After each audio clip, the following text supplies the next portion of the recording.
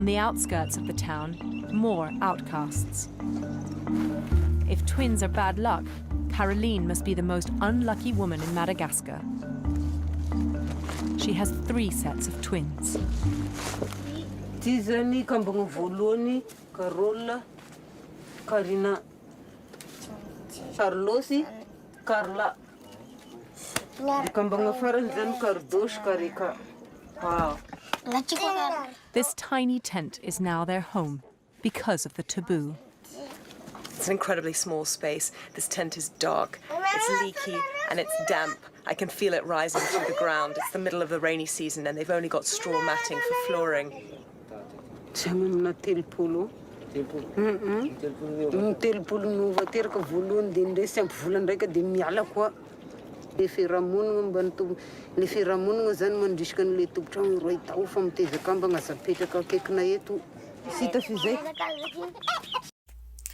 as you can see from our previous video, it is the institution of the cultural law by the traditionalists within the community within Madagascar that then creates this taboo for the mother who then had to raise her children, her 3 sets of twins, ultimately by herself.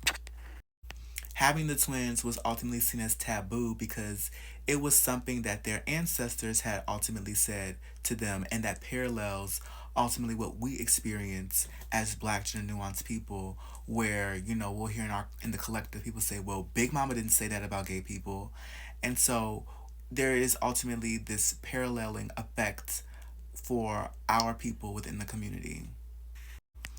And as gender nuanced people, we are ultimately the products of broken homes due to the cultural law that is then instituted.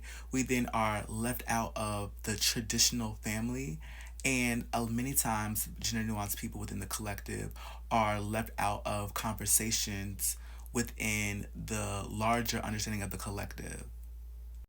Thus, this creates a shared conscious experience of having to navigate the world as Mukimne, that we are Mukimne, we are a people within the community. And as a people, we exist as a double minority where we are not only under the cultural law, but we are also under the legislative law that oftentimes polices us for being different, for being marginalized people because of our gender nonconforming expression.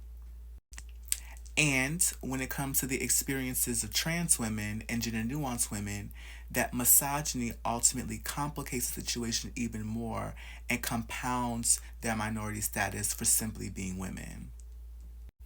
So this is further reason as to why, as a collective of people, as Mukimne, we need to begin to do the work to divest from the collective, that we are a separate group of people, different from Wanaume, the men, and different from Wanawake, the women, that we are Mukimne because of our gender nonconforming expression. We fall in the middle.